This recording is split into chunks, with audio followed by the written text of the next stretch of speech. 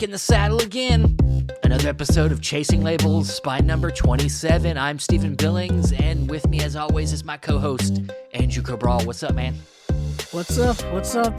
I can't believe you read my mind, because I was just thinking of that Aerosmith song earlier today. Oh, that's good. It's good. You know, Aerosmith, they're just, that's the one concert I've not gotten to see, and I've always wanted to see Aerosmith, and I think they've already, quit it. I mean, Steven Tyler went off and he does country now or whatever the hell he's doing. And Joe Perry's in a super group with Johnny Depp, Hollywood Vampires or something, whatever the hell they're doing. I have fortunately seen Aerosmith live. You son of a bitch. I've only been to a handful of concerts, and Aerosmith was one of them. Oh, how was it?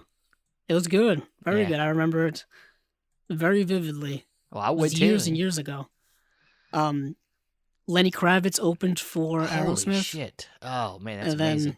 Then Aerosmith, of course, was the headliner. That's a great Ironically, show. I've seen Lenny Kravitz twice in concert. He opened for them.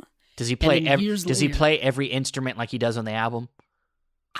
No. Probably not. No. Probably not. That'd be kind of tough. Yeah, I know. But I saw he also opened for Guns N' Roses a few years ago when they were having their reunion. Like, they got all the original members back, Slash, Duff, all of them. And he opened for them. And I saw them at a stadium concert. And a stadium concert and an indoor arena concert, the sound is so different. Oh, yeah, definitely. So different. Yeah, I much prefer, to be honest, small, intimate venues. But, of course, certain bands just don't play them venues anymore. They can't. Like Foo Fighters, I love the Foo Fighters, but they only play arenas. They rarely play a small venue. Yeah. Yeah, they can sell out gigantic arenas. I mean, even the smaller indoor arenas that I've been to are 10 to 20,000 seats. Yeah. And even that's not really intimate. It's not at all. But it's not like the stadium I went to had 60 something thousand seats, plus you get the whole field. It was a sports stadium. So the whole field, so you could fit another few thousand on there. This was, of course, years ago before everything going on now. But this isn't a music podcast, Stephen. Well, I thought we were changing it up this week, but I guess not. Right. All right. Go ahead. Get us into the episode. So this week, episode 27, like we said, getting closer and closer to whatever the end goal is. 1 million, of course. well, I guess in the short term, this is Thanksgiving weekend, so happy Thanksgiving to everybody. If you celebrate it, of course, there's a lot of people that in other countries that don't celebrate Thanksgiving, but here in the U.S., we like to eat a lot and then veg out and probably watch some movies or something. That's probably what I'll do. And then I got to work the whole weekend, so that's a bummer. That's a bummer. So that's coming up this week. But of course, there's many, many things going on in the world of movie releases, Blu-rays, 4Ks, etc., etc. First off, coming off our last episode, our super duper extra large episode with our guest, Mark McLeod from OrbitDVD.com.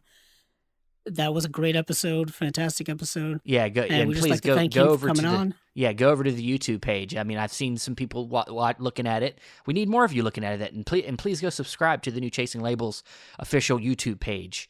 Yes, and I mean, I did a decent job on it. Could have been. I could have done better. I could have asked better questions. Who knows? I always am self-criticizing myself. Of course, you're a perfectionist. Not really. I'm not really a perfectionist. I just think I suck. Oh, I suck. That's so pessimistic. Yeah, I'm just pessimistic. Yeah, that's it. But that's up now. And Stephen went down to Orbit DVD, got an interview with Mark McLeod, the owner, and then went through the store and all kinds of cool stuff like that. And of course, you can go and buy your boutique label movies on OrbitDVD.com. But this week we have more boutique label releases that were announced. And Stephen, where do we want to start out this week? Well, let's go through a few smaller sets of releases. Let's start out talking about one that we don't really talk very much about. I mean, they don't release a lot, but this one right here is a kind of a 2-pack of a franchise, a small franchise called Samurai Wolf from a label called Film Movement. And Samurai Wolf 2 are some Japanese samurai films. We both have seen at least the first one. How did you like Samurai Wolf? I liked it a lot. Yeah. I thought it was really, really awesome. I thought it was super lean. The movie's only about 75 minutes long, and it's kind of the classic samurai story where people need help, and this Ronin traveling samurai helps them out. And there's twists and turns and really awesome action. Yeah, Like fantastic action. There's a lot, this is from a director we're both somewhat familiar with, Hendo Gasha, who's done other films like Three Outlaw Samurai, and I think what was the other one from Sword of the Beast? Is another one? Yes, I gotta look up the other one. Bandits vs. Samurai Squadron. Okay. That's the movie. Okay, and that was also Criterion I DVD, think it's maybe? Maybe Criterion. I have to look that up. All I know is that it was on both Filmstruck and it was on the Criterion Channel streaming service. But very good director. I think, being of this time period, he I think, like Kurosawa, was getting some influences from American films, American westerns, switching into spaghetti westerns of this time, where there's a lot more of a cynical angle to some of the stuff. But yeah, I mean, it's really solid action samurai film. Didn't get a chance to see the second one, but I'm assuming it's probably just as good, if not a little better. Who knows? I'm optimistic in this way. Not about anything else. Yeah, I'm optimistic as well. I would really like to see these movies in really great quality. Yeah, I'd love to see more of this director's work, because currently on Blu-ray, at least here in the U.S., all we have is Three Outlaw Samurai. yeah. That is it. And I know that's one of the cheaper Blu-rays releases from Criterion, because I don't think it has anything in the way No of special supplements, features. yeah. It has a trailer. So it's one of those where Nothing. where it's probably regularly priced $30 American, and at a Criterion sale it's $15. Yeah. And because you're just getting the movie, which it's a great movie, so it's not like it's a complete loss. Yeah, I don't think I have. I think I might have 2 releases from Film Movement, and I liked both movies. I know the Which one I ones? have is The Silence, which is a western, really good western. And then I hope I'm not remembering it wrong, but there's a film called Bent, that has Clive Owen in it, and it's like a Holocaust film, that kind of focuses on the gay population, that how they were persecuted during the Holocaust. Oh yeah, And almost very, definitely. very harrowing film. And it's really good. I'm pretty sure that's another Film Movement release that I have.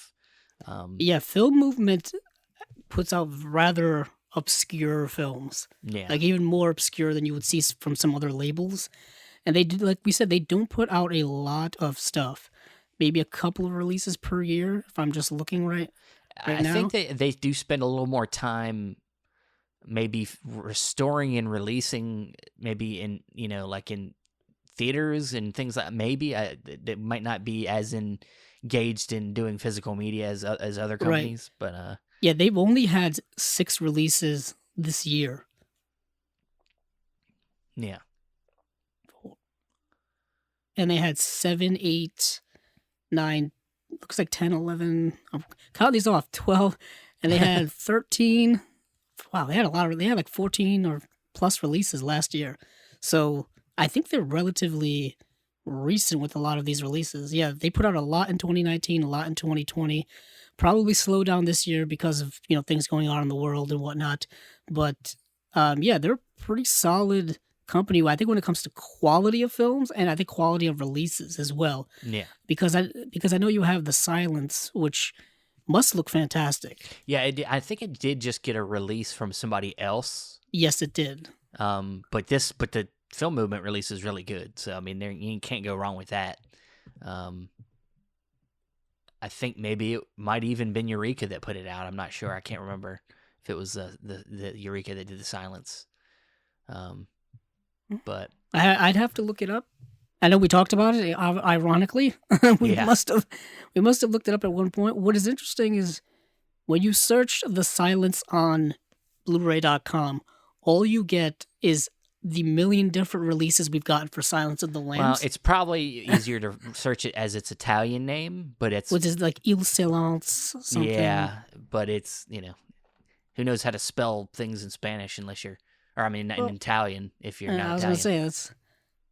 Oh, boy. Yeah, probably not good. Yeah, you don't have to try so hard. It's okay. Yeah, I'm trying way too hard. You're trying really hard while we're in the middle of podcasting. I know. I'm trying way too hard. But it has, it has gotten a couple of releases, but Film Movement's putting it out. And I believe this Samurai Wolf and Samurai Wolf 2 is probably going to be maybe a 2-pack. Yeah. Maybe coming out together. Because both movies so short, you could probably fit them both on one disc. Yeah. Each movie is, like I said, 175, 174. They're really, really close.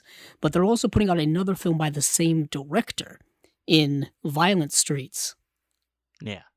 And this is a film that came out in 1974, and the other films came out in 66 and 67.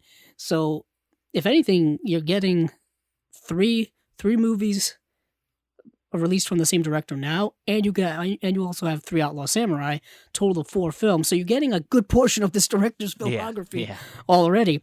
He predominantly worked in the 60s, 70s, and 80s, I believe, and his filmography is not that long.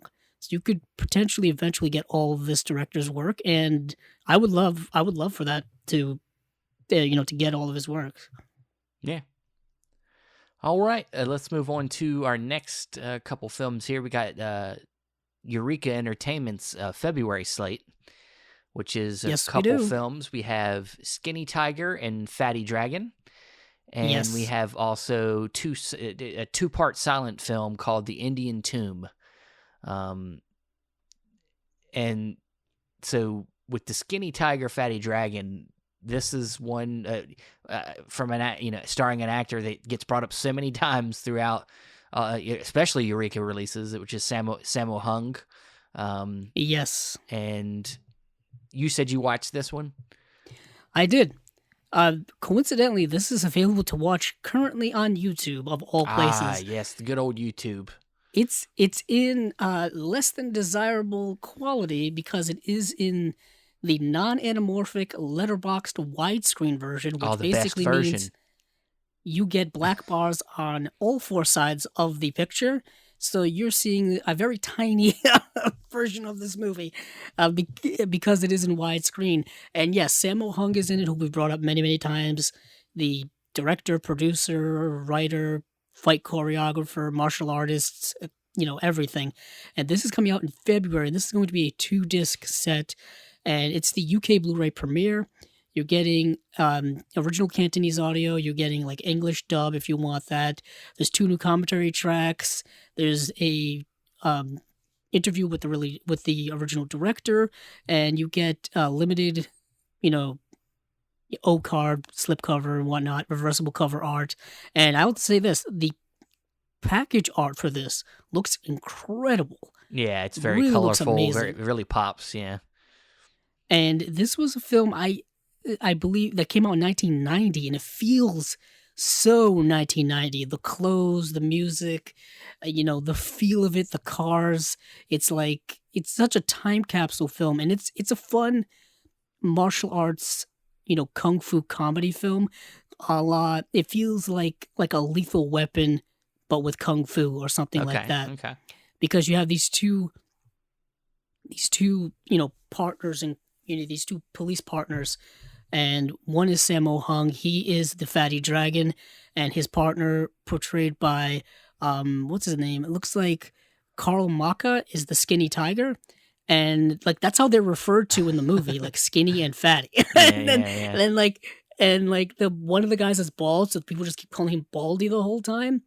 It's a fun movie. I really enjoyed it a lot, and I can't wait to see this in better quality. Yeah. Because it was rough. It was rough watching, but the martial arts scenes are really fantastic. Like Sammo Hung's character is like this super martial artist, and he's doing an impression of Bruce Lee. Yeah, I was gonna say, I hear he does a lot of Bruce Lee. And he's tributes. Making the sounds, making the sounds, the body gestures, the way his martial arts stance is. It's all Bruce Lee related. Gotcha. Like there's even a point where he does the Bruce Lee. When I think it was Enter the Dragon, where he he jumps and stomps on the guy, Yeah, and yeah, all yeah, you get yeah. is that look of him in the frame just screaming. Yeah. Like, he does that in the movie. Like, it's just an Okay. homage. Well, yeah, you're selling me on this one. I now want to check it out. And you know, off to the side note, you bring up the Lethal Weapon. Did you hear Mel Gibson's going to direct the next Lethal Weapon? Yeah, Lethal Weapon 5, apparently. Because we need that, right? Not really. Yeah. I mean, it's been. I mean, look, I like Lethal 23 Weapon. years. I like 23 Lethal years? Weapon, but I don't know that. I mean, are they going to actually be too old for this shit now? I think they probably will.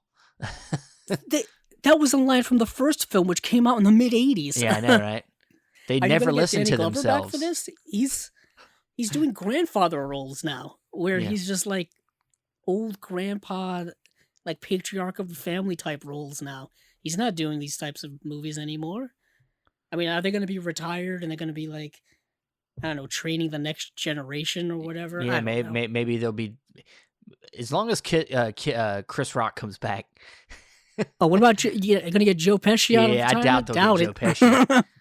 Joe Pesci will Leo be dead. Getz. His character will be dead in the movie. Yeah, Leo Getz. Yeah. It's, I don't know, but the buddy cop, subgenre of action films was the thing back in the 80s and 90s.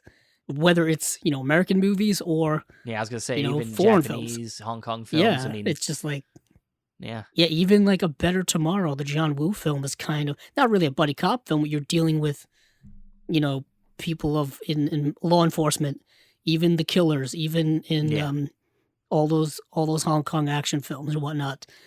So that was kind of a cross international audience favorite thing.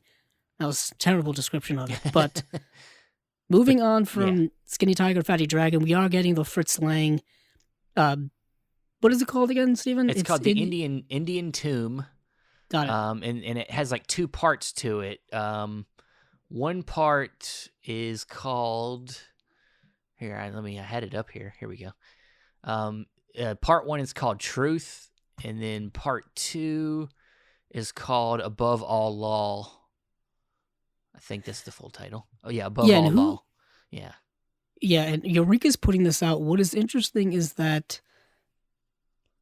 I was just going to say I thought it was remade later on in Fritz Lang's career, because there's one from 1959, which is his Indian epic film. Now he just he's like a co-writer. He's just a co-writer on this, but it's directed by Joe May.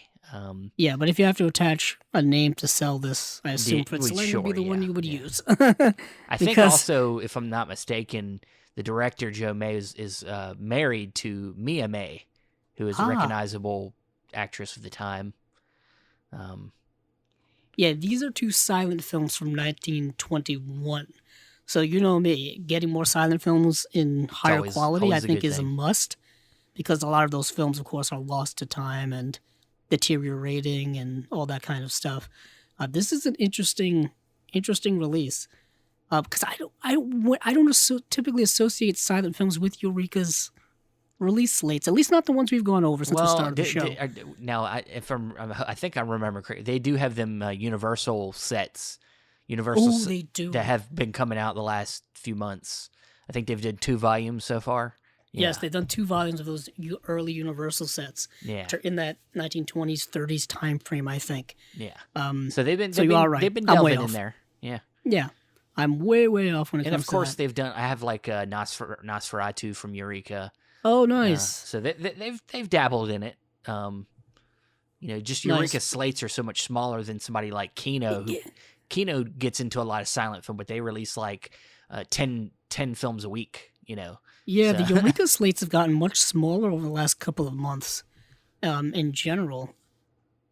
But not sure about that. But moving on from Eureka, I guess we'll move to another UK company in 88 Films, and they're once again kind of sticking with their kung fu martial arts type films in Monkey Kung Fu, which is a Shaw Brothers film, I believe, came out in 1979, and it looks like also titled Stroke of Death.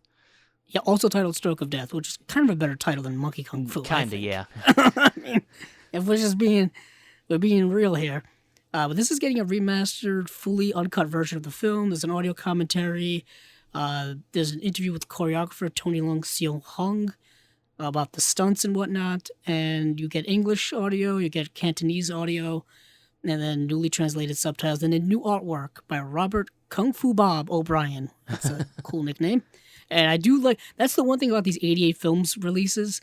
The cover arts are so great with these Kung Fu films, these martial arts films. I know you collect a bunch of them, especially the Jackie Chan ones, which we mentioned many times before. I was going to bring up that I wonder if this has a future in any of the Arrow Shaw Brothers sets, because this was a pretty good one. I've seen this one, and it's because it's on Tubi, easy to get to, and it's a lot of action, really a big action, film, and it's pretty solid, and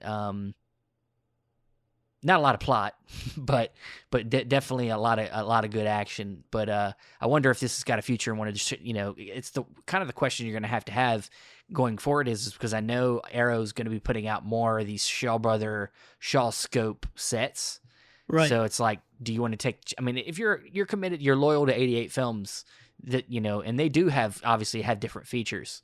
So, do you keep buying the Shaw Brother film releases from 88 or do you wait to see if Arrow's going to put them out in a big set? I don't know. I mean, it's totally up to everybody, but I'm kind of behind. I'm assuming there's going to be crossover just because of, the popularity of the films and licensing and all that kind of stuff. The Shaw Scope set did get pushed from, I believe, mid-December to the last I actually think release it was date in December. I think it was like the first.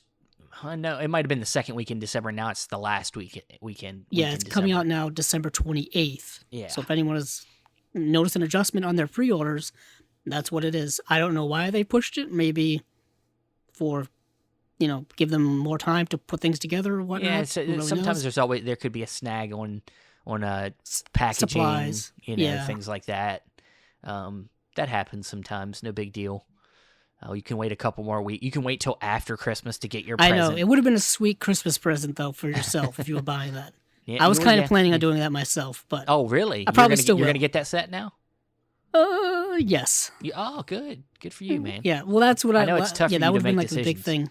Yes, I probably will end up buying it at some point for the holiday season because it seems like Shaw Brothers and the holidays go hand in hand. Oh, but you ain't going to get no argument from me. Yeah, I know. But moving on from there, let's move to another numerical company, and that is 101 Films. Ah, good. That was a great transition.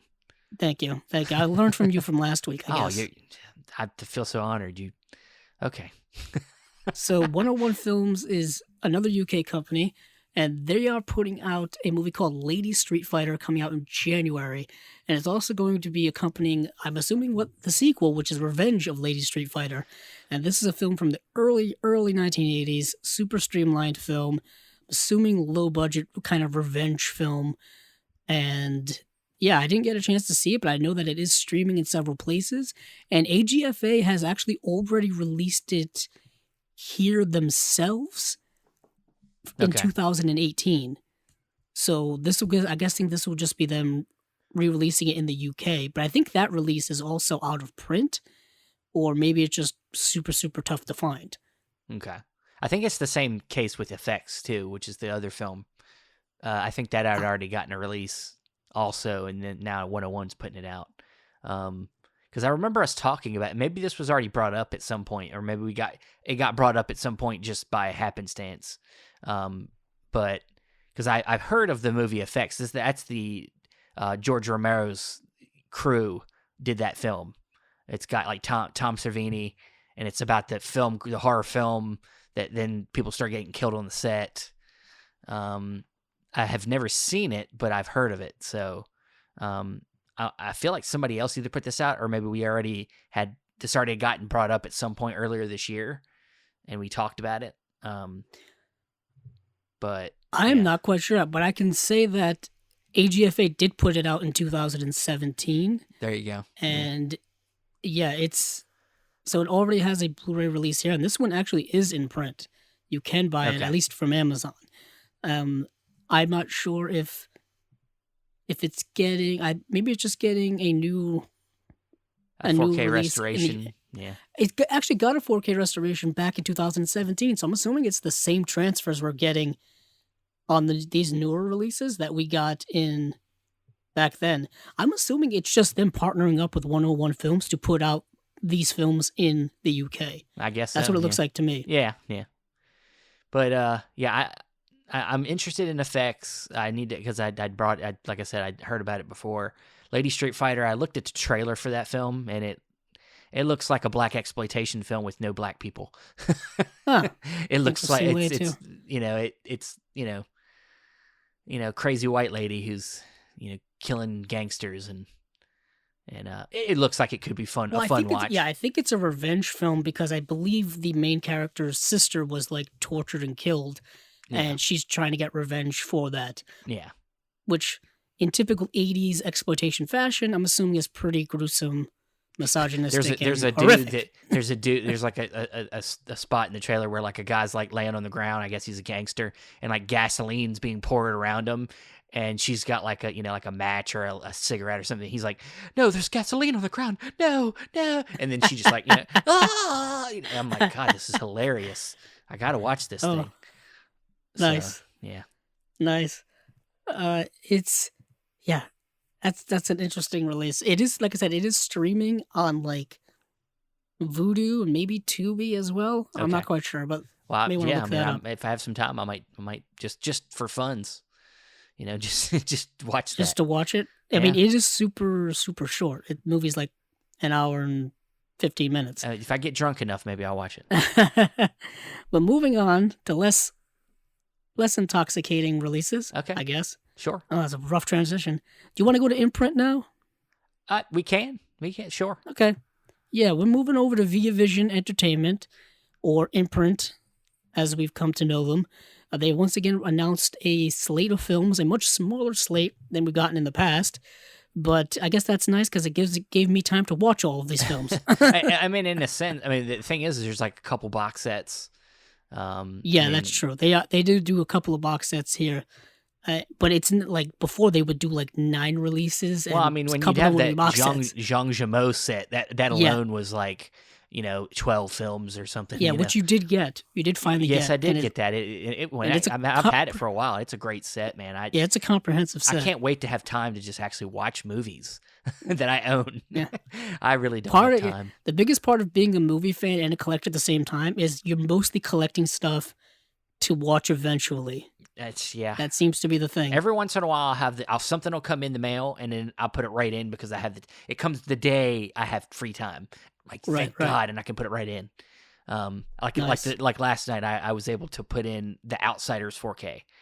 Nice. How'd it look? Looked really good. I watched the novel cut, the complete cut, which I'd never seen, and it's good. I like the full cut. It's got like probably an extra 15 minutes, I think, something like that. It's good. I like it.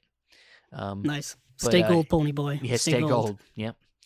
And but moving still good back, movie. That's a really solid. A great cope.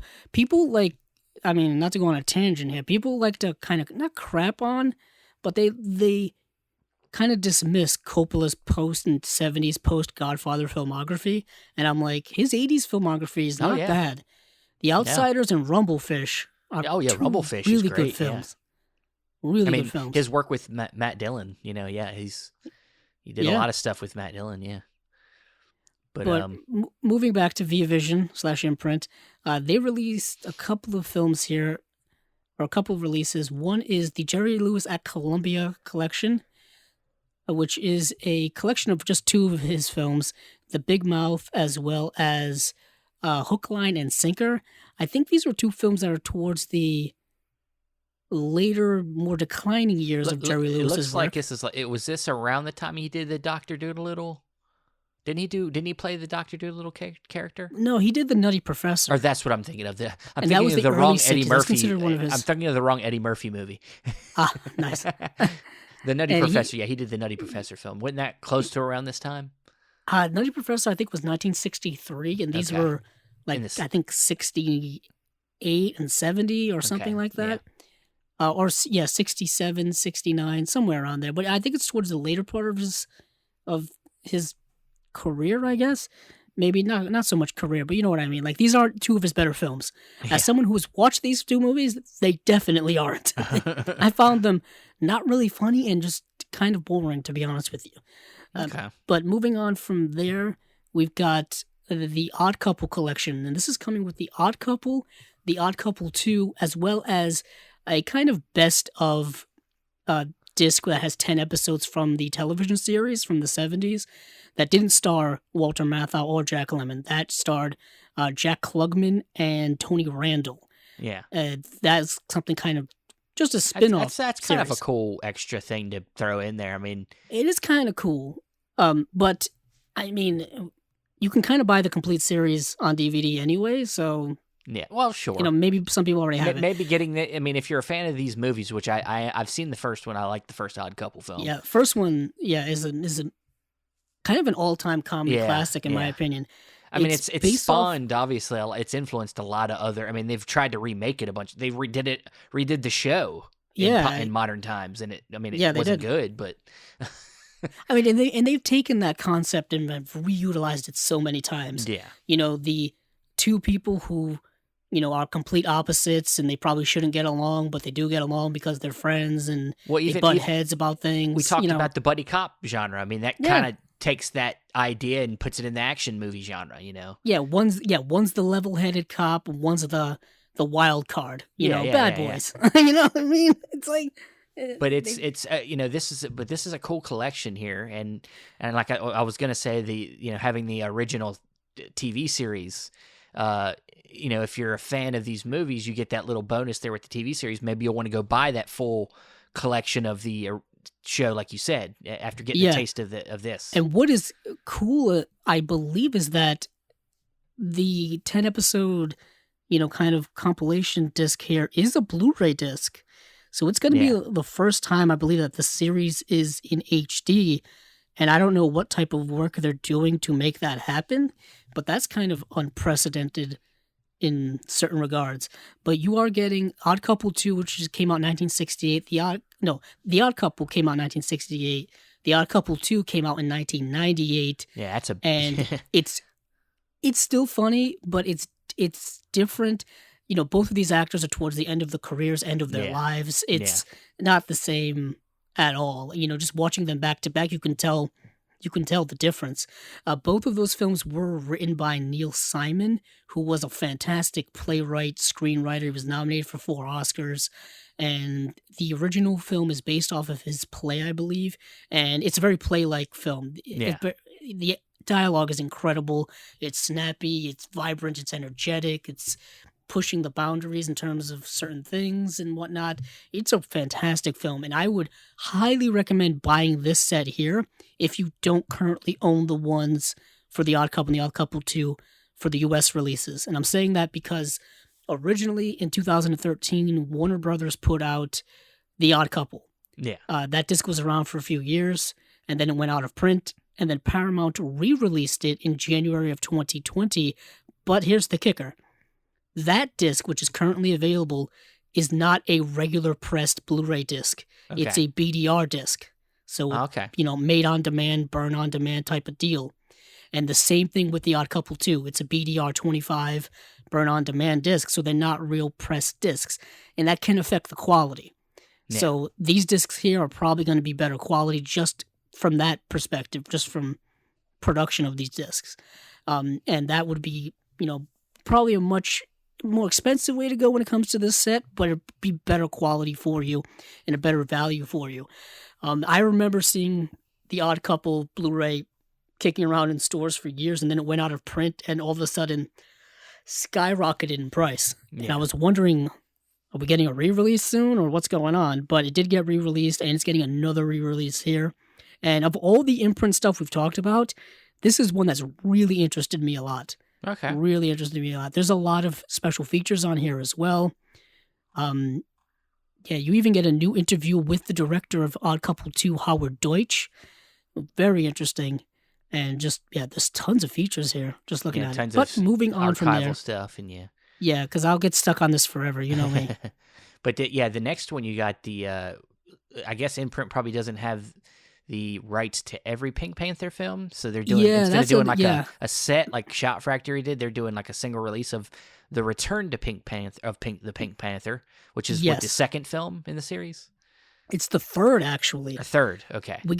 We had the Pink Panther. We had A Shot in the Dark, which is the second one. And then, like a decade later, they did the Return of the Pink Panther because Peter Sellers didn't want to come back to be the character, and they did actually another film, I think, with Alan Arkin in between that time, where he played Inspector Clouseau. Yeah. I remember there was a lot of controversy about that second film, right? Because they used like footage of Sellers or something. Or am I thinking of the right thing? No. You're talking about the last film. We were talking. Was that the last film? Yeah, The Trail of the Pink Panther. The Trail, where Peter Sellers died, and it's basically just a movie of like some scenes that they didn't use from other films, and then some scenes that he had filmed for that movie and whatnot. It's kind of just a compilation of like scenes from the previous movies. And there was a Shout Select collection release of all of the Peter Sellers Pink Panther films that went out of print last year sometime. So if you don't have that set and you just want the Return of the Pink Panther, this is the way to go. And there was also a time where the DVD sets didn't have the Return of the Pink Panther in it because it was some rights where I think the Return of the Pink Panther was done by a different company and the other films were done by another company. So for the longest time, you couldn't get them all together. You had to buy the whole set and then buy Return of the Pink Panther, which was kind of annoying. Because if you wanted the whole set, you couldn't get it. But the Return of the Pink Panther, I always thought was probably maybe the best film or my favorite in the collection. Oh, okay. I don't know. That was just me. No, all right. Well, how do you feel about Pink Panther, Steven? Well, it's been a while since I've seen it. I couldn't have a good judgment of whether it's my favorite, but I'd have to go back over them. It's been a while. Yeah, that's what. Yeah. So that's what it was. The rights were Universal Studios had the right to the Return of the Pink Panther. Okay. And the other ones were MGM. Gotcha. That's what it was. I knew there was somebody sticking their schnoz in the wrong place. Yeah. Damn. But moving on from there, and I don't know. How do you feel about the Bad News Bears, Steven? I'm a fan. I like. I don't know, but I don't even know if I've seen this one, which is the Bad News Bears in training, breaking training. I've seen, what's the one where they go to Japan? That's the second one? I think it's the third film where it's called Bad News Bears Go to the Japan. Is that what it's called? I think that's what it's called. Is this the fourth or fifth? How many Bad News Bears movies are there? Well, there was 3, and then I think there was also a TV series too. Okay, because I've seen them going to Japan, and I've seen the original one. Yeah, there's Bad News Bears. Yeah, there's the Bad News Bears, which they Imprint's already put out a Blu-ray release of, and well as Paramount. Or Paramount, I was going to say Shout Factory. Yeah, as well as Paramount, and our guest Justin Beam. I'm getting confused because of talking to Justin Beam about that. Yeah, he worked on the special features for the Paramount release here. Yeah, that's the one I have, and then the Bad News Bears in Breaking Training, not a great title, is the sequel to the original. Okay. And then Bad News Bears Go to Japan is the third film. And then I've seen the Bad News definitely. Bears had a TV series in 1979 that ran for one season, just called The Bad News Bears. Yeah, where I need to revisit this one. I don't even know if I've ever even seen it or not, but I feel like I had to have seen them all. Why would I skip this one to go watch the one with them in Japan? I don't know. But I don't know. All I can say is Jackie Earle Haley is in all 3 of them. There you go. As Kelly Leak. And in this film, which I did get to see, it's weird with the timeline. So basically what happens is, you get the events of the first film, and then another season goes by, a season of stuff we didn't get to see, where, spoiler alert, not really spoiler alert because we never get to see it. They actually win the championship the year after they finish second. So, and then it picks up with Buttermaker's gone and Amanda's gone, and you just get kind of the remnants of that team that we know of from before. Yeah. And they decide that they're going to go down to Houston, Texas, drive from California to Houston, Texas, to play like the champion of Texas in the Astrodome, like during a Houston Astros game. That's the premise of the movie, but like they need to like find a stand-in coach, and it ends up being Kelly Leak's father, played by William Devane, who's apparently, they have an estranged relationship, so he's hanging out in Houston. So Kelly Leak has to go reunite with him, and there's tension. Anywho, it's not as good as the first movie. I'll just say that. I mean, you get a couple of the same kids back from the first one, couple of recasts, and it's still fun, but it's not as fun as the first film. But for this release here, and for our purposes, hopefully it, people will dig it. It is only coming with a new audio commentary by film historian Scott Harrison, and then the rest are just theatrical trailer, and that's about it. Yeah. So you can tell that not as much love for this film as the first one. You can tell that. Well, and the last release we got here is the Out of Towners. Yes, the Out of Towners, which is another Neil Simon screenplay, starring Jack Lemmon. So I decided to do a Jack Lemmon triple feature where I went Odd Couple 2, and the Out of Towners back to back to back. And then after that, I watched Bad News Bears, breaking training. So that was an interesting night the other night.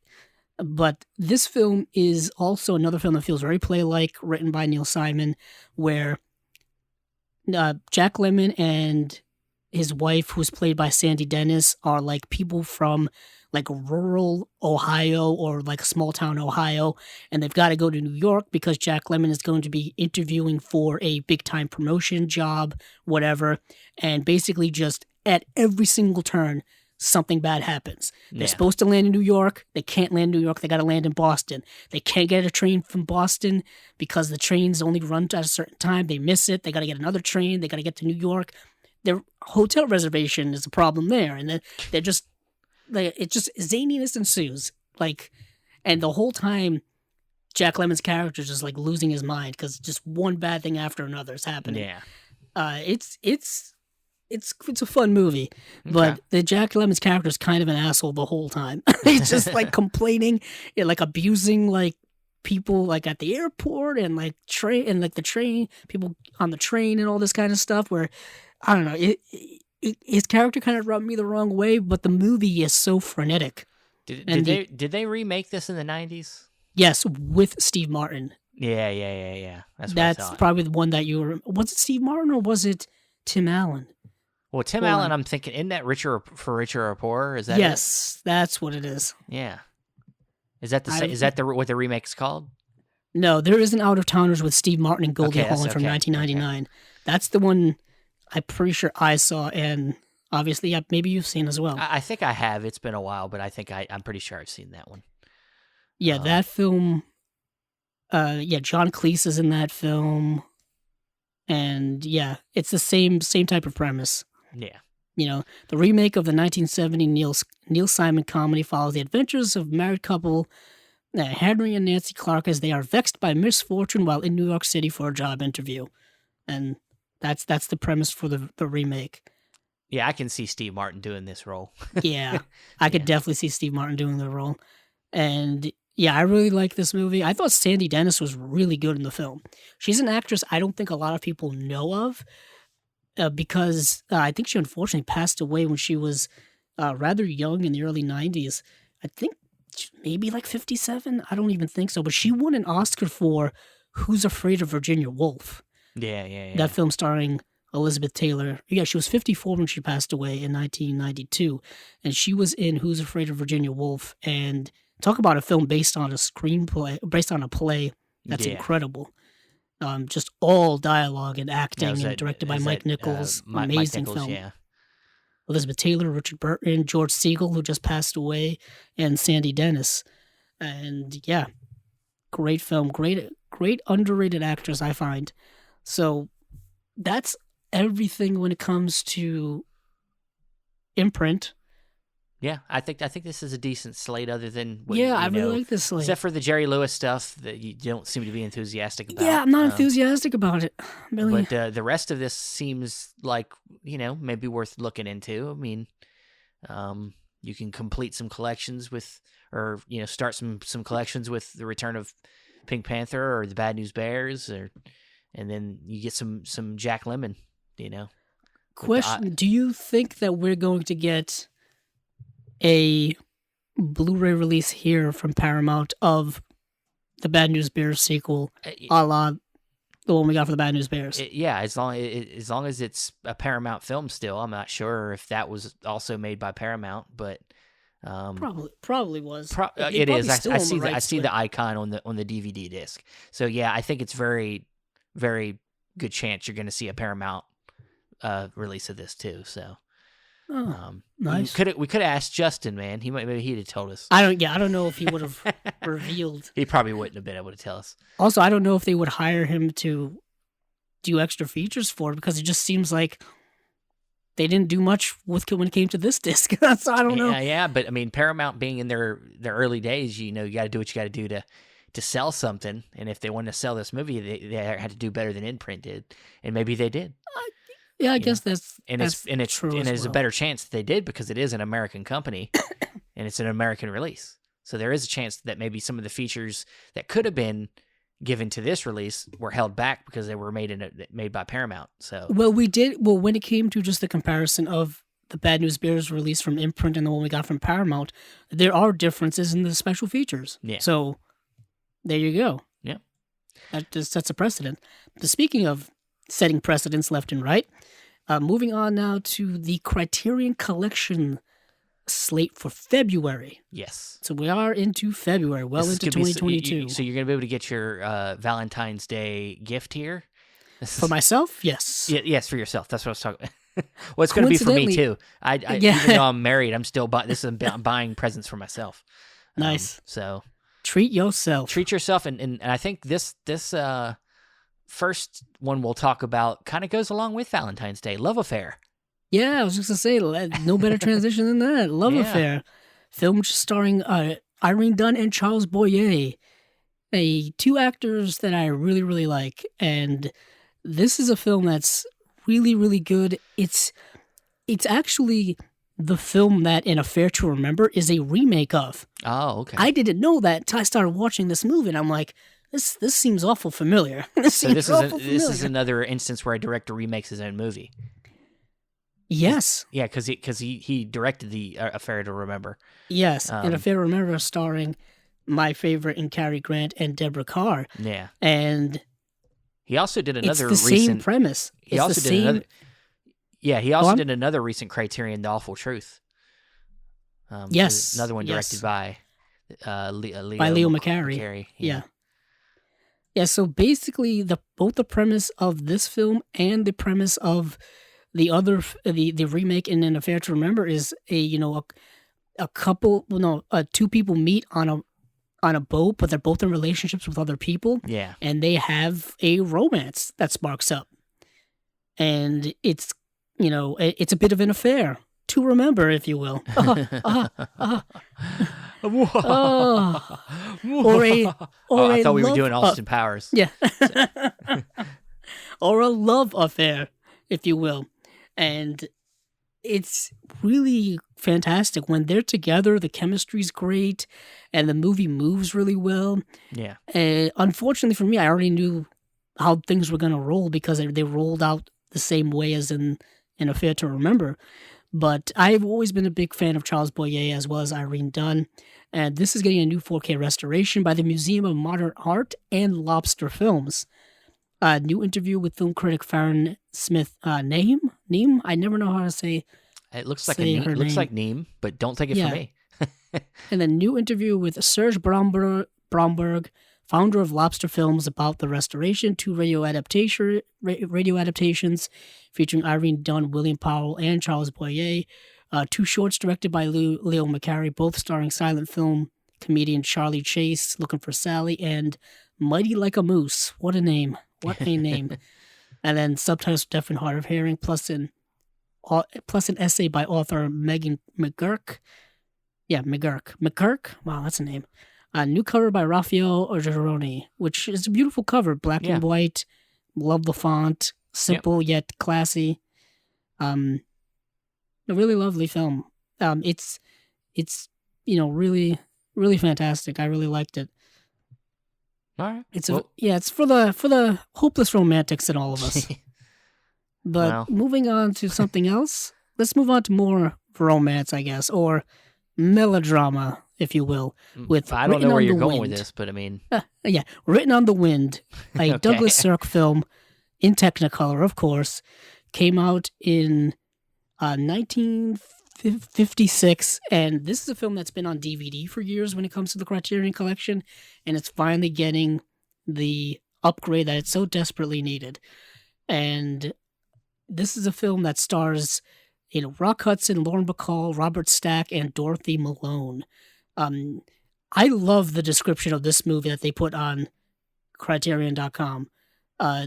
Douglas Sirk's Technicolor expressionism reached a fever pitch with this operatic tragedy which finds the director pushing his florid visuals and his critiques of American culture in their subversive extremes. Whoa. We have alcoholism, nymphomania, and impotence and deadly jealousy. Whoa. Wow.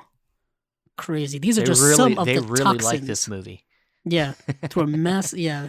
What a great film. This is a film that deals with like love and backstabbing and unrequited love and all kinds of cool stuff. Well, I mean, it's got really a great, like you said, great cast. So, I mean, I haven't seen great this one title yet, but too. I'm definitely going to check it out.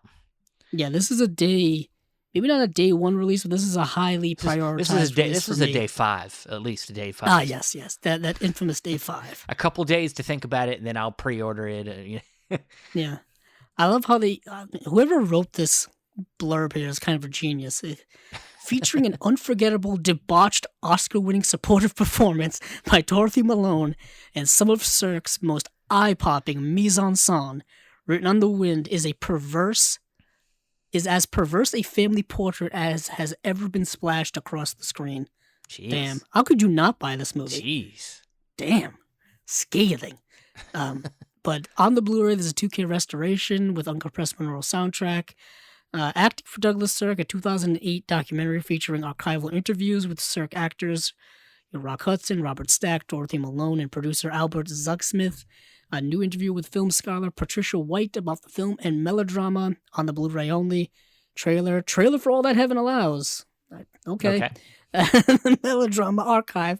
An annotated filmography of Douglas Sirk with hundreds of behind-the-scenes and production photos, plus vintage lobby cards, which I guess is on the DVD only, which I don't know why they just didn't put it on the Blu-ray.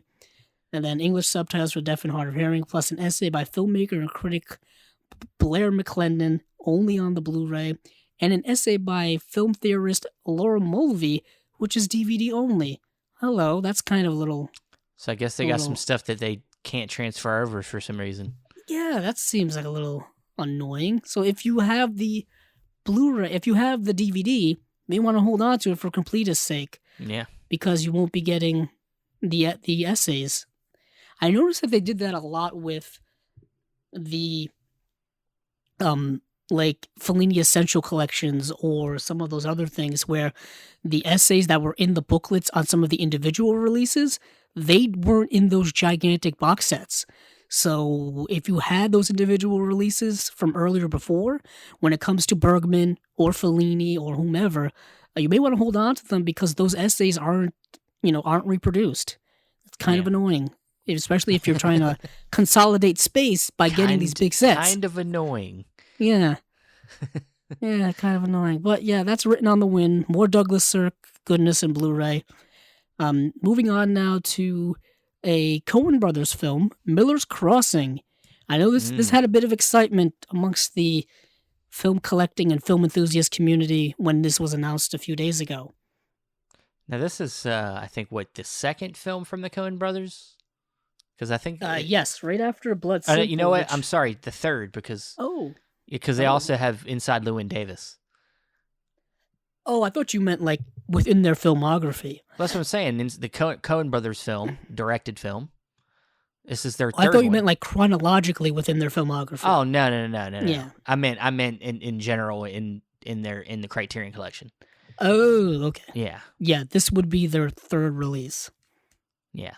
So, I've seen Miller's Crossing a while back ago. This this will be an upgrade because I think I have a DVD of it still.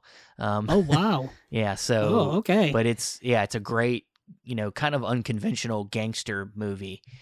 A lot more talky than a normal one, which I think when I initially saw it, I didn't like it as much because I thought I was going to get more of that action. There's some good action in the movie, but I thought there would be more of it. And I was like, the first time I saw it, I didn't like it, but then like later on when I went back to revisit it, I really liked it. It's one of their, I think that lesser talked about films of the Coen brothers that's really good. Yeah, I think it came out right before, their 90s stuff really kicked their careers into high gear. So just in chronological order, we have Blood Simple, Raising Arizona, and then Miller's Crossing. Yeah. And then the 90s kick in with Barton Fink, et cetera, et cetera. And I would have loved to have seen the Criterion Collection put out Raising Arizona. I don't know if that has plans for the future or whatnot, but I would have loved to just see that. I know that Blood Simple, Raising Arizona, and Miller's Crossing all got Blu-ray releases in the early 2010s from Fox, 20th Century Fox, because I have all of those Blu-rays on my shelf. That's how I know. And I never rebought Blood Simple on Criterion, although I've thought about it many, many times. Because there's a great special features on there that aren't on the original Blu-ray release, and I'm assuming that's going to be the case here for Miller's Crossing. Yeah. But Miller's Crossing is a gangster film that doesn't get a lot of love. Unfortunately, I think a lot of that has to do with the fact that it came out in 1990, the same year as one of the most infamous gangster films of the last 30 years in Martin Scorsese's Goodfellas. Yeah. Kind of takes that spotlight away from all the films. And it's kind of unfortunate because Miller's Crossing is a phenomenal film with a great cast. A great cast of people. We've got Gabriel Byrne, the late, great Albert Finney, John Turturro, Marcia Gay Harden, John Polito, great character actor who doesn't get enough love, Steve Buscemi. It wasn't an early Coen Brothers movie without at least one cameo appearance by Steve Buscemi. Yeah. And yeah. The other thing that's interesting is that Barry Sonnenfeld did the cinematography for this. Or Bonnie Sonnenfeld, or what's it? Whatever. I think it's Barry. Let me look. Yeah, I'm actually on. Yeah, I'm on the. It's Barry. IMDb It's page Barry. for it right now. Barry Sonnenfeld, the director Barry Sonnenfeld, who'd be later known for doing like the Men in Black movies and. Yeah, well, Dashiell Hammett. I think it's based on the novel by Dashiell Hammett, who of course was involved in a lot of early great screenplay writings when it came to detective stories, film noirs, and stuff like that. So Miller's Crossing is a bit of a neo-noir. So it was Barry Sonnenfeld who was the DP on this. And of course, he went on to do Men in Black, Yeah. A lot of 90s action stuff. Yeah. A lot of 90s stuff. He did, like I said, Men in Black 2, which of course was early 2000s. Of course, the infamous... Wild Wild West? Wild Wild West. And of course, he did one of my kind of underrated films of the 90s that doesn't get a lot of love, in Get Shorty. Yeah. Which I think is a great movie. He's a solid director. Yeah, he did The Addams Family and The Addams Family Values. Yeah, he had good. Yeah. Great work in the 90s and early 2000s, and then his career kind of disappeared. As, he burned bright for a short time, yes, as they say. But there's also a feature. It's a feature on here that I'm interested in. It's a new conversation between author Megan Abbott and the Coens about film noir and hard-boiled crime fiction. So nice. That's I'm definitely.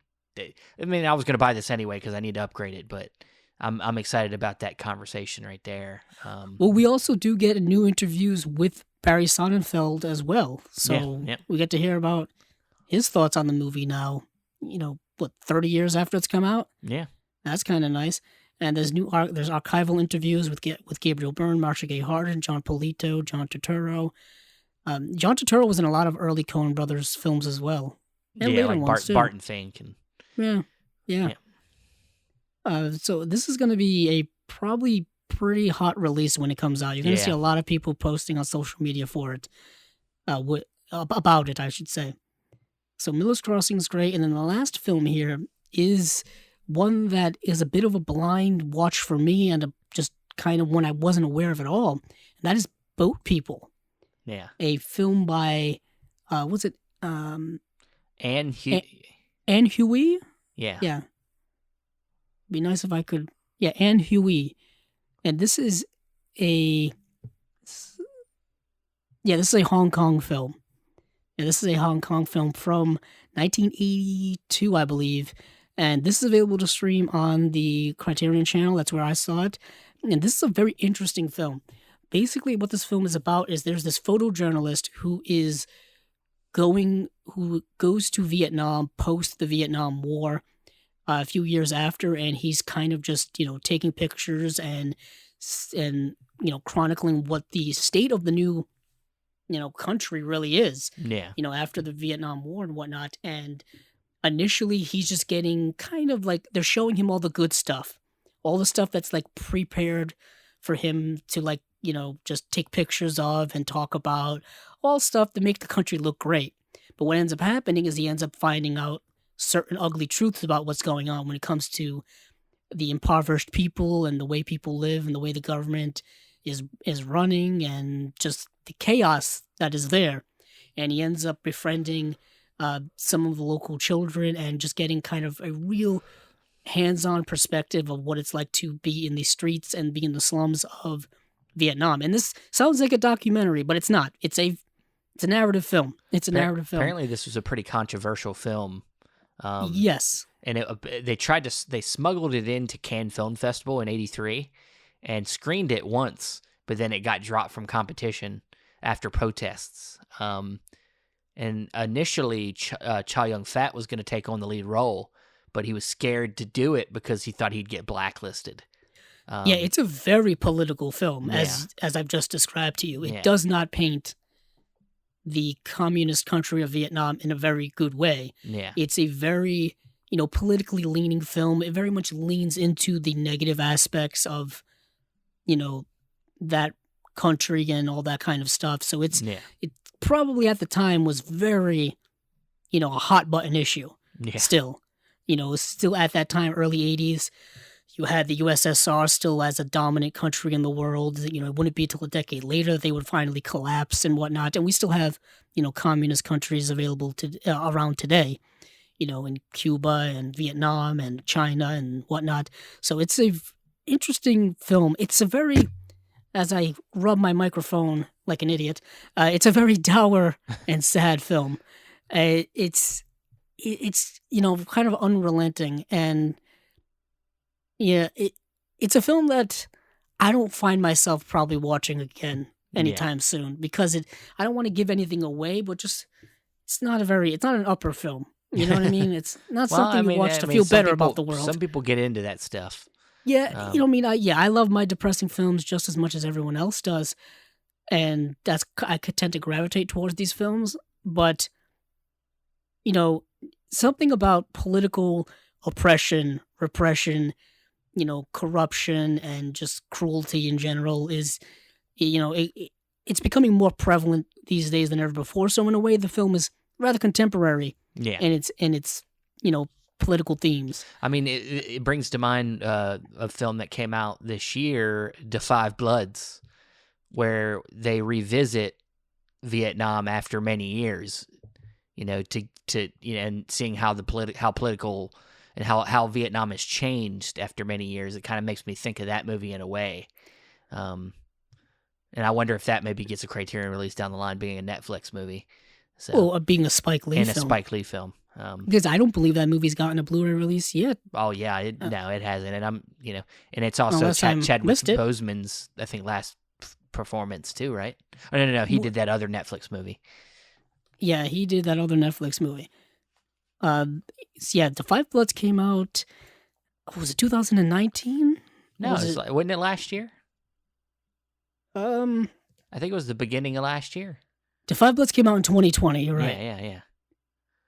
Yeah, it was Chadwick Boseman's last one was Ma Rainey's Black Bottom. Yeah. That was his last performance, which he got nominated for an Oscar for. Remember, everyone thought he was going to win. Yeah. And they gave it to Anthony Hopkins, and then that was the end of the show. Yeah. It ended like with a thud, you wouldn't believe. I would love to see both The 5 Bloods and Ma Rainey's Black Bottom get a Blu-ray release at some point. That's the thing with Netflix is, it's tough to get those movies out on Blu-ray. You got to be really patient, or maybe they'll just never happen. We're still waiting on like Mudbound. We just got Beast of No Nation. Yeah, we just got it now. That movie came out in 2015. Yeah. But they're I think I think we're starting to get in a groove with it. Yeah, you just pulled it on the screen. They don't know this. Yeah, I just pulled it on the screen. I was like, I think I have. Yeah, because I just bought it at the sale. Beast of No Nation. But I think they're starting to set into a groove where they're starting to get more product from the streaming services. Like, of course, the one from that's coming out in December. The one with what's her name? Directed it. Regina King. Oh yes, One Night in Miami. Yeah, One Night in Miami is an Amazon film. So yes, they're getting more stuff from streaming things, and I think it's going to become more routine here in the future. So I think some of this stuff that we haven't gotten it yet, like Mudbound or something, I think might be coming up soon. I think, in my opinion, but right. So for getting back to Boat People, there's a new 4K digital transfer approved by director Anne Hui with uncompressed monaural soundtrack of the Blu-ray. New conversation between Hui and filmmaker Stanley Kwan, who was the movie's assistant director. Yeah. Very interesting, hands-on. Keep Rolling, a 2020 documentary about Hui made by Manlam Chung, Hui's longtime production designer and art director. As Time Goes By, a 1997 documentary and self-portrait by Hui, produced by Peggy Chow, and then press conference from that 1983 Cannes International Film Festival. There you go. And then there's a trailer, and then English subtitles, plus essays by film critic Justin Chang and scholar Vin Wen. Vin Wen. And then cover by Eric Skillman. And I do like the cover. The cover looks like a Polaroid picture that you would see the character take of in this film. Yeah. He's not using a Polaroid camera, but it looks like a picture of the type of camera that he's using. Throughout the movie, he's using this Nikon camera. And what is interesting though is that our main character is Japanese, and he's a photojournalist in Vietnam. So you get an interesting kind of culture clash, if you will, when it comes to him being Japanese and being in Vietnam, and you see, the difference in culture. It's very fascinating. And the film's made by a Hong Kong director. I was going to say, and it's made by China. You're getting kind of a cross section of different cultures there in all of the senses. It's a really underrated film. I thought it was really good, but like I said, it does, of course, lead politically in a certain way, and maybe that was what the controversy was about. Maybe they were just overzealous in their portrayal, their negative portrayal of the conditions in Vietnam at the time.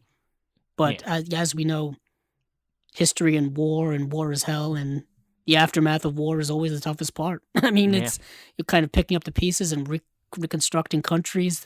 Sometimes things don't work, man. History is an interesting revealer of human decency or cruelty. And for some reason, we just don't learn from it. Oh, never. No. It's a cyclical thing. It's always coming back in different and new ways, and sometimes the same ways.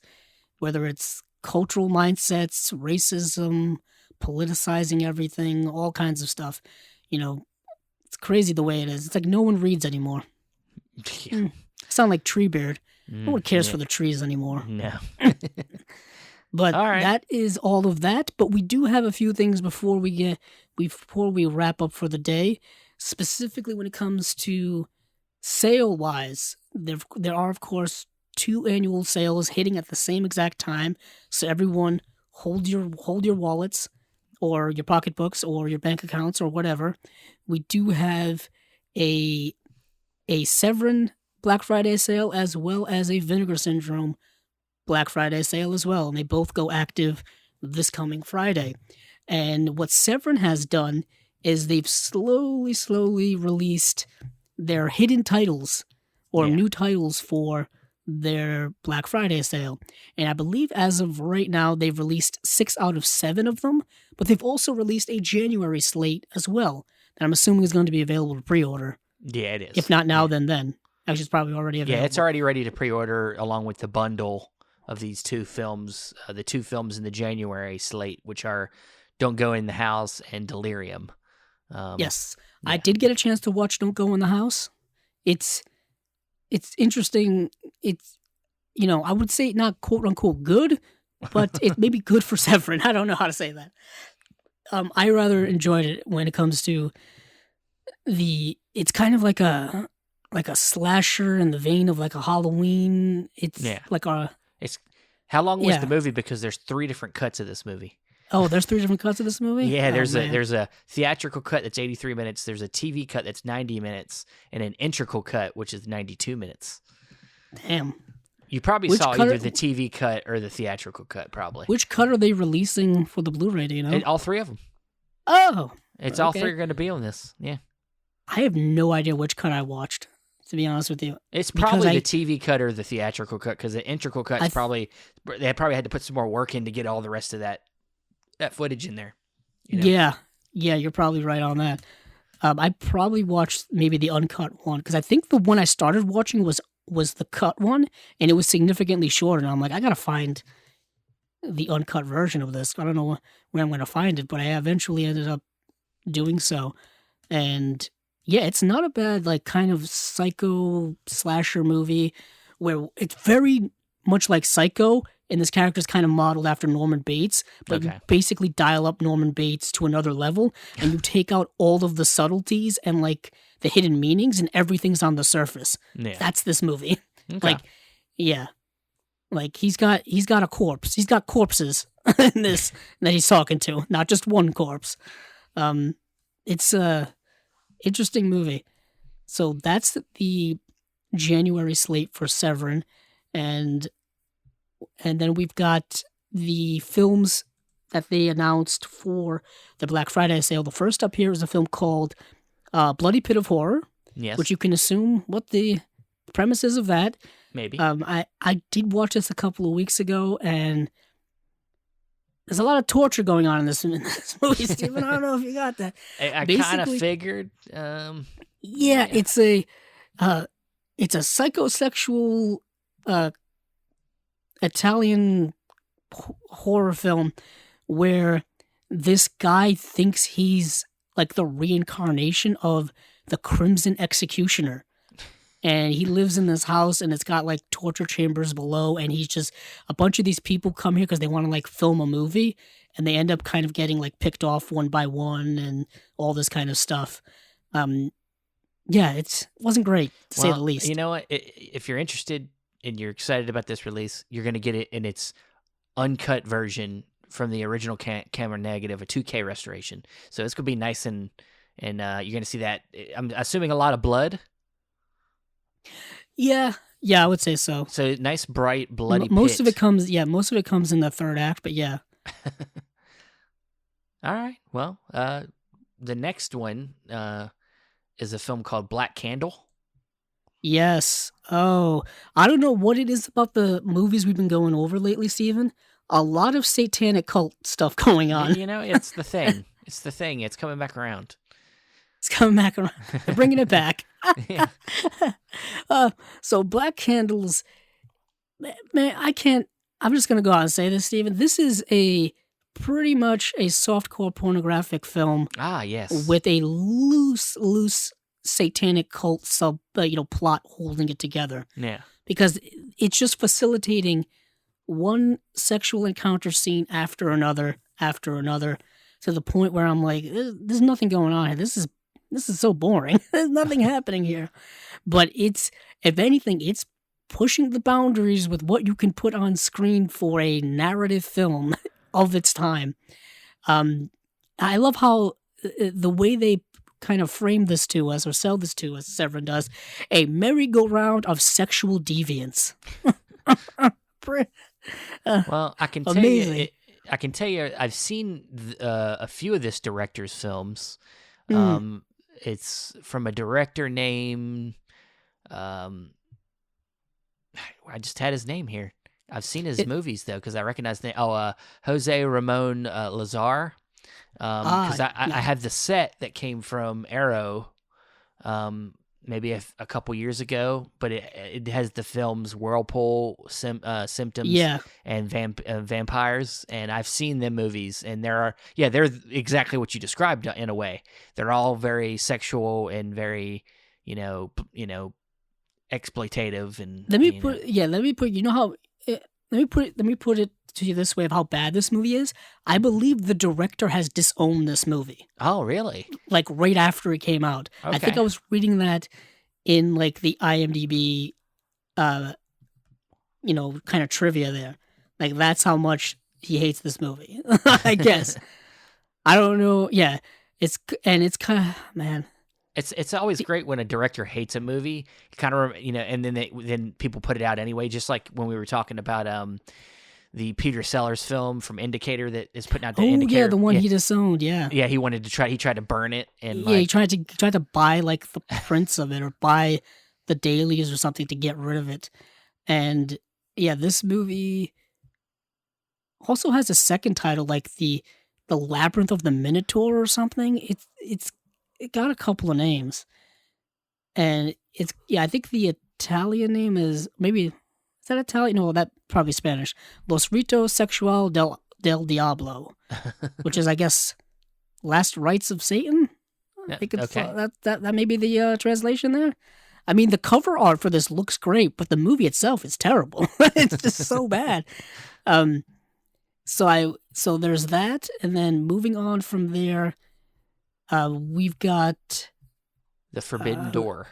Yes, which is a more modern film, I think, from 2009. The Forbidden Door, which, as slick as it is sick, an example of what movies could be but rarely dare to try. That's from Richard Corliss from Time Magazine. Now that's a blurb. Yeah, this is an Indonesian film, I believe.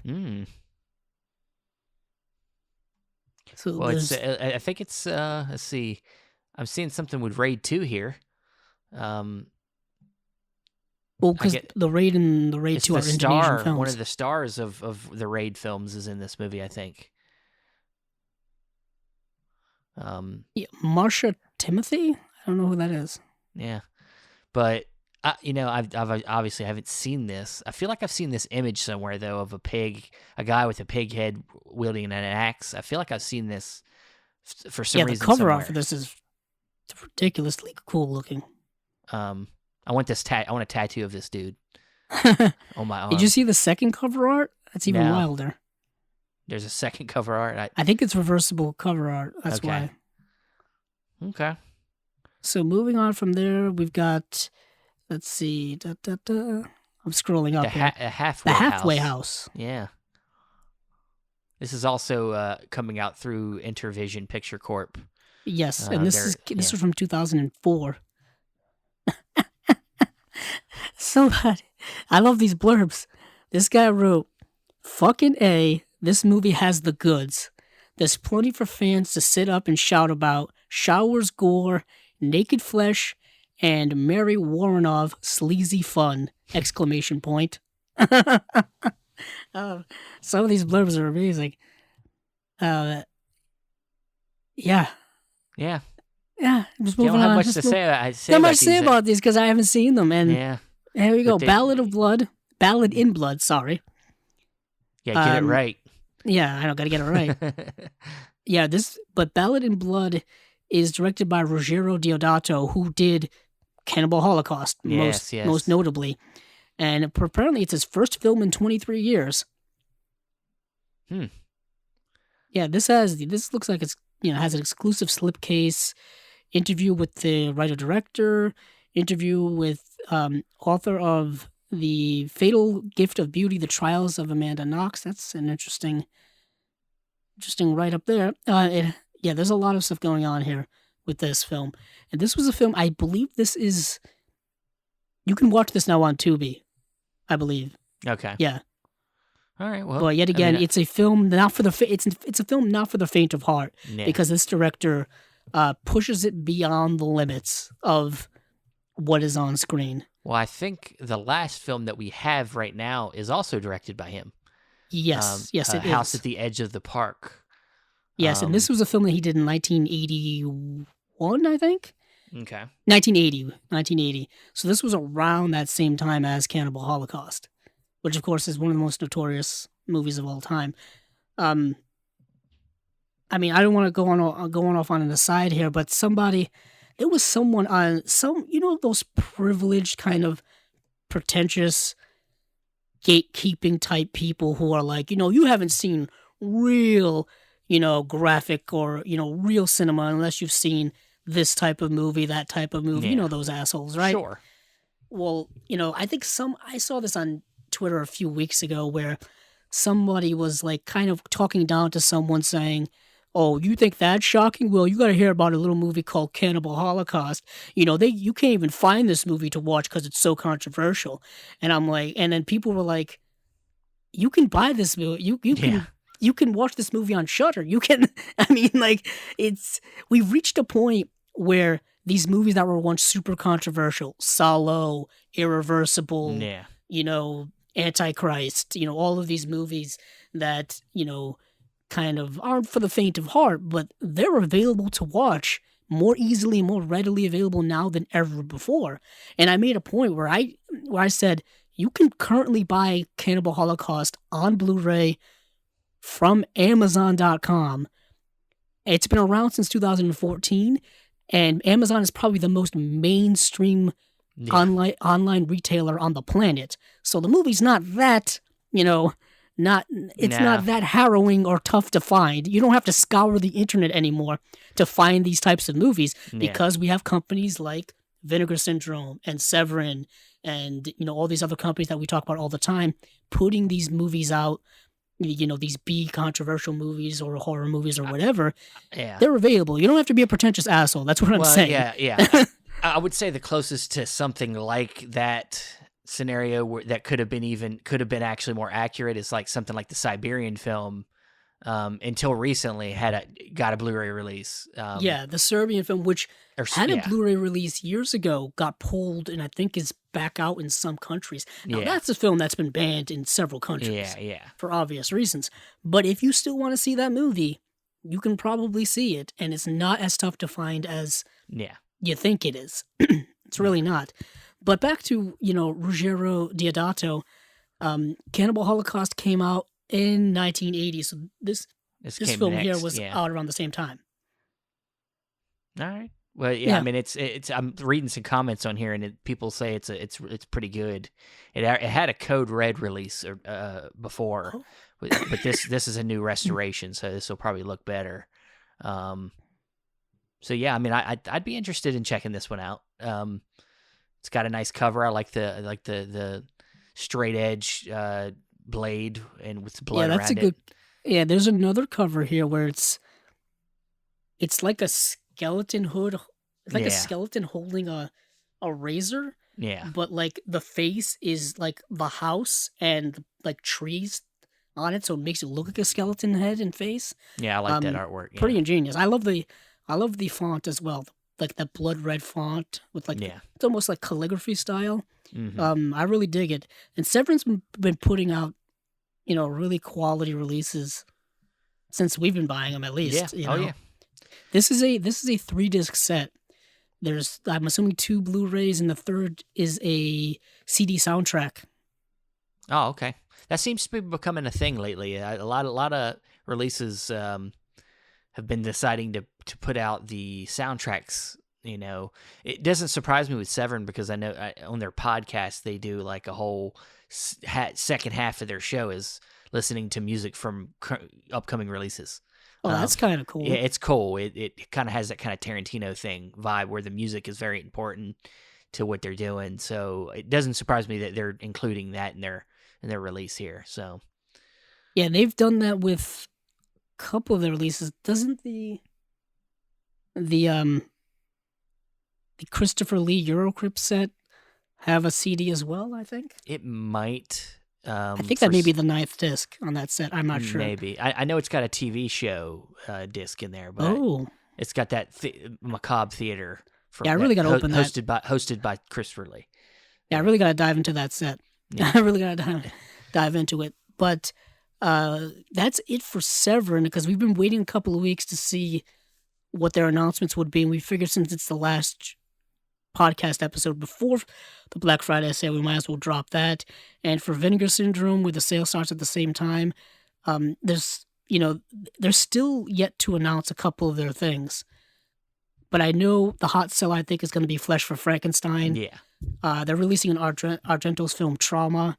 And there's some surprise other releases. New York Ninja, yeah, of course, some of is the going to stuff be a hot that's seller. already kind of dropped, like Radio 1 will be on there, and And then I know Censor, they had to do something with the movie Censor where they had to, I think they had to change it from a 4K to a Blu-ray. I was going to say, I think it got downgraded to a Blu-ray. Yeah, something like that, because I think it has something to do with the elements.